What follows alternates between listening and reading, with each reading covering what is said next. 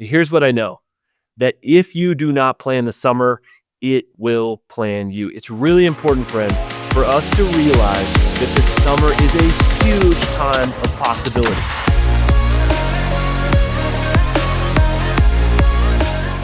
Hey friends, welcome to Taking Steps. And I don't know what you experience in May, but my May is pretty crazy and pretty chaotic.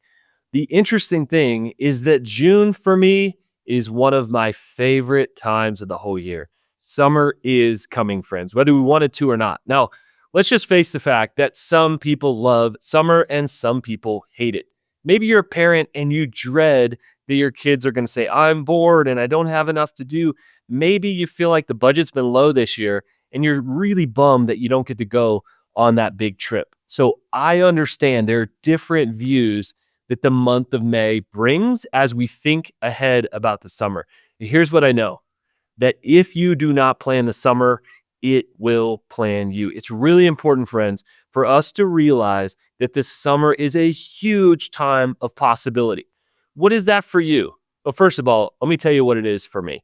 This is always a great time to connect with my kids, especially my youngest kids. Now, I have a kid out of the house and I can go and connect with her and be very intentional about that. But my youngest two are really in this age pocket where we can go do some awesome adventures. I'm actually doing a father-daughter experience, like a rite of passage experience that I'm really, really looking forward to.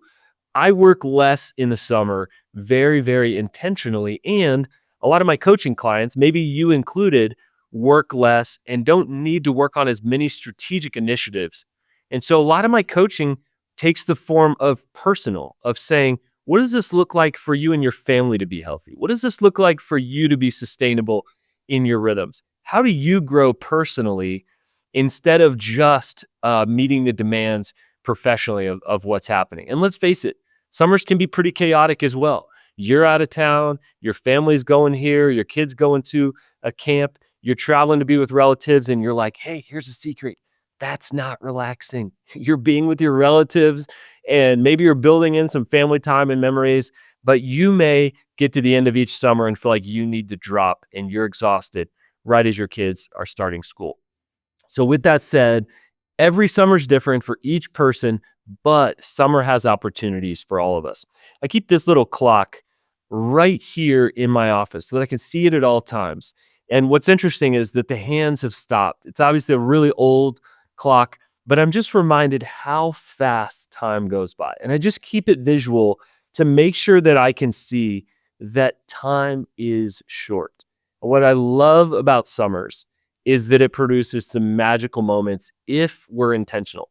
And maybe those are just times sitting with your neighbors and talking, that you have some extra space. Maybe those are times you love just kicking up your shoes or kicking off your shoes, putting on your sandals, going to the pool with your kids. I don't know what that looks like for you, but I can tell you that the summer has opportunities.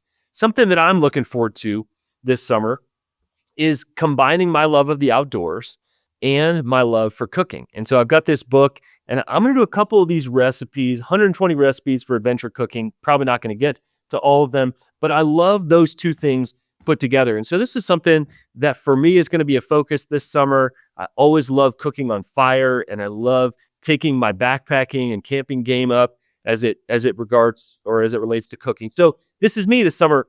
What is it for you? What are you looking forward to?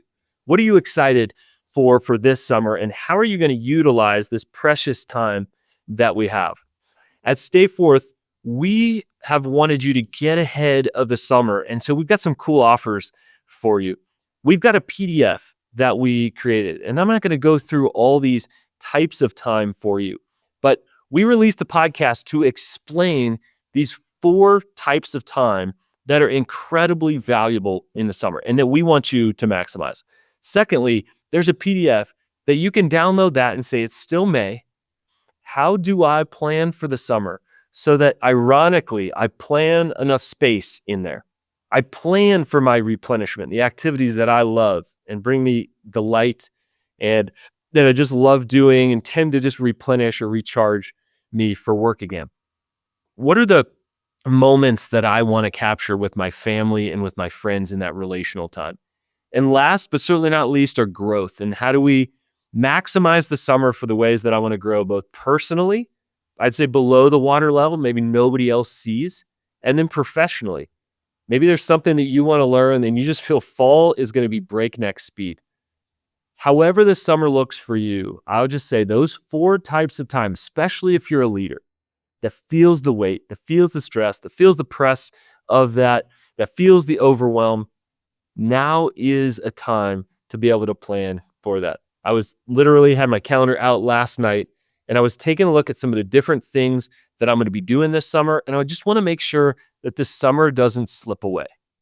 But I could also very much maximize that too much and over optimize that and try to create an adventure every single day. That's not what we're talking about here.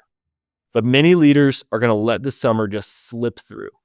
They are going to look up and suddenly school is starting and they'll wonder, why didn't I plan things? And I'm not talking about spending a lot of money. I'm not talking about you having to go to Cancun or you flying the family to Disney World, although those are awesome things. I'm talking about the walks that you'll have with your spouse. I'm talking about the moments that you'll have at the pool with your kids.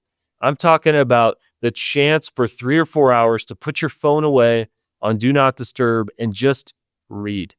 The chance to be able to reconnect with that neighbor and have a conversation as they walk by with their dog. That's the good stuff in life. The essence of life is relationships and is those moments where we savor it.